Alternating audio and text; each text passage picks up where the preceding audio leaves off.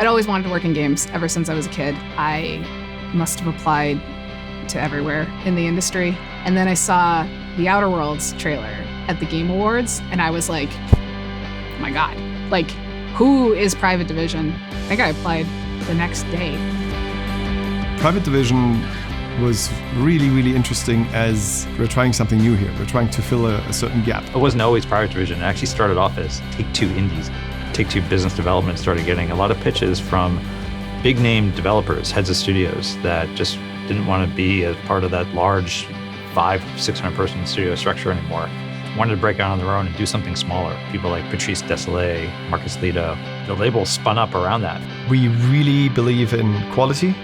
We believe in respect. We believe in innovation. There's not many games that take that creativity of those indie titles, but blow it up in terms of scale and production values. Every single developer is totally different. We work with developers all over the globe, completely different cultures, languages, personalities, creative visions, of course, like everything in between. We get the best out of everyone when everybody feels respected and feels valued, and that is certainly something that we strive for every day.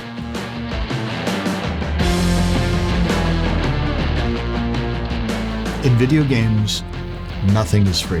While there are incredible challenges to build a movie, you can drop a pen and know it will go down. In a game, you have to code that. None of that just happens. It's all collaborative, and doubly so if you want to reach a level of art. When we decided to send man to the moon, we had to try, fail, learn, and then succeed. I love challenge. I'm a solution finder. I think what makes Yellow Brick Games important is that it's a team where respect is critical to the functional kind of conversations we have as a group.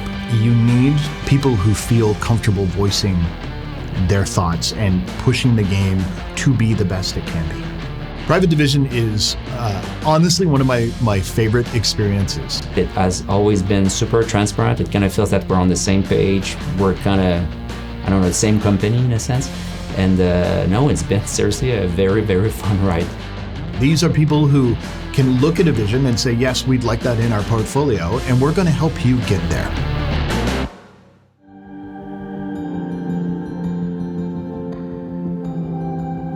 There's a little part of everybody that has some creativity in them that wants to work at Weta Workshop.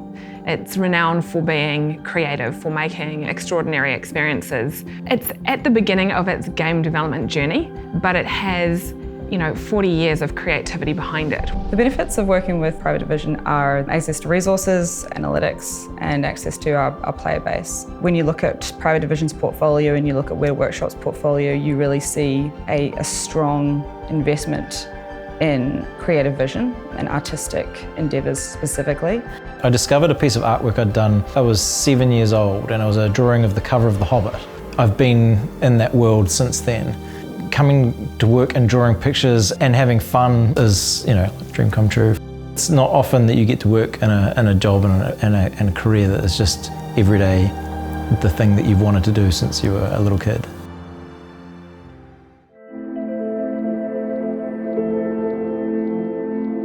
Before I came here, I'd worked at some pretty big area tech companies. I was done, I was retired.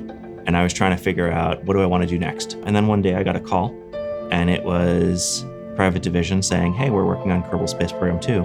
We'd love for you to lead the engineering team. And I could not have picked or hand-built a better environment than there is here. There's a vision beyond just creating one title to what is going to be next, and what is going to be next after that, and career growth and studio growth for everyone here. I found out that we were going to get an opportunity to put together a pitch for Kerbal Space Program 2. It's still sort of reality breaking for me to think that this one thing that I'm this excited about could somehow turn into an opportunity like this, that I get to work on it. Kerbal's been around for about a decade now, and it's done more for space literacy than I think any other single thing from pop culture ever has. There's an entire generation now that is going into jobs in STEM and engineering that were inspired by the experience of learning rocketry from a video game.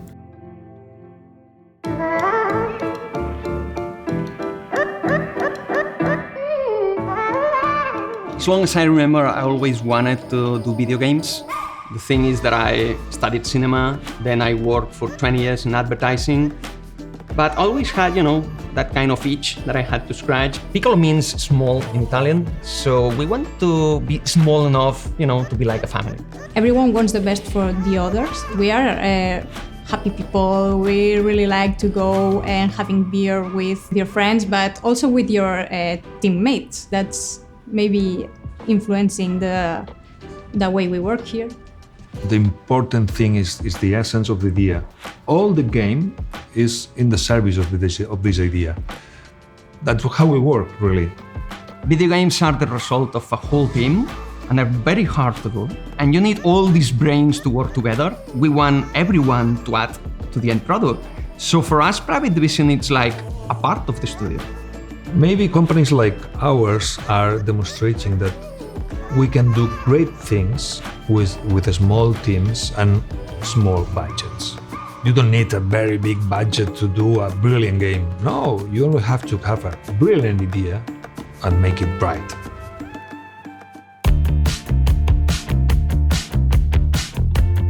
You always try to think about what you can do that's fresh and what's unique. We all remember what it was like when you went from 2D and you went to 3D, and it's that kind of feeling that we're trying to evoke with the games that we create. Really what convinced me to start a company was the fact that I really wanted to continue working with my friends. I wanted to kind of retain that independent spirit, and Evening Star was the chance for us to do it on our own terms. One thing that I will say about Private Division, I've got so many great things to say about them, but they've really given us a chance to make the type of game that we feel could be successful.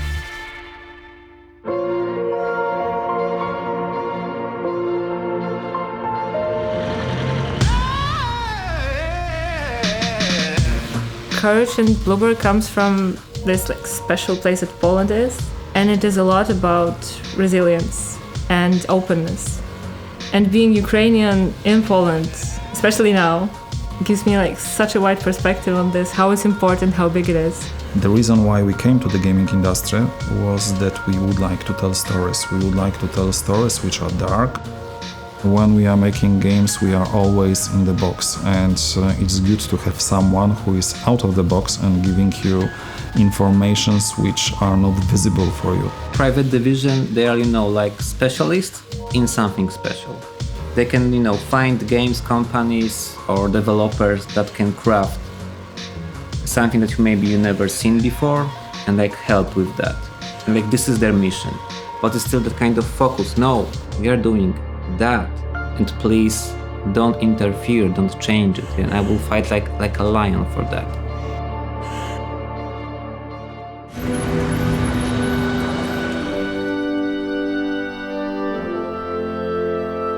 My name's Hannah Nicklin, and I'm the studio lead and creative director on our current project at Die Gute Fabrik.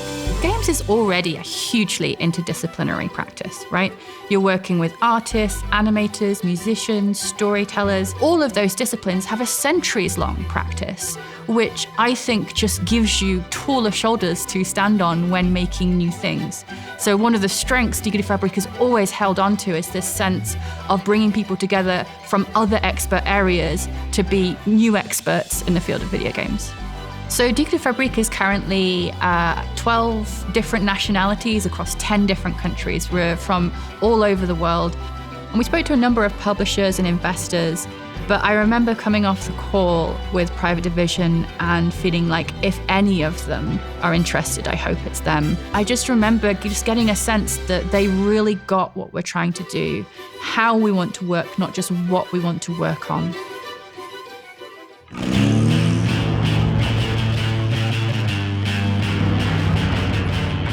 We grew up touring London. We grew up playing all of the pubs around here, doing creative shit. That's never changed really. That same ethos is at the core of what we do, and it's trying to do something new. Although we were a grunge band, that wasn't necessarily new. We were trying to give it maybe a bit of a twist, and then we realised that we weren't that good at music, so we had to find something else. It was actually quite freeing in a way to be able to do something on our terms.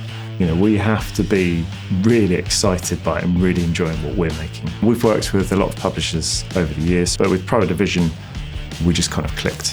When we first signed Ollie Ollie with them, pretty much everyone that we were going to work with flew to the UK to hang out with us for like 4 days and get to know us. And it was like, this is really unusual. They get how hard it is to make games, and they get when to lean in and when to let go. And that is the mark of a great publisher.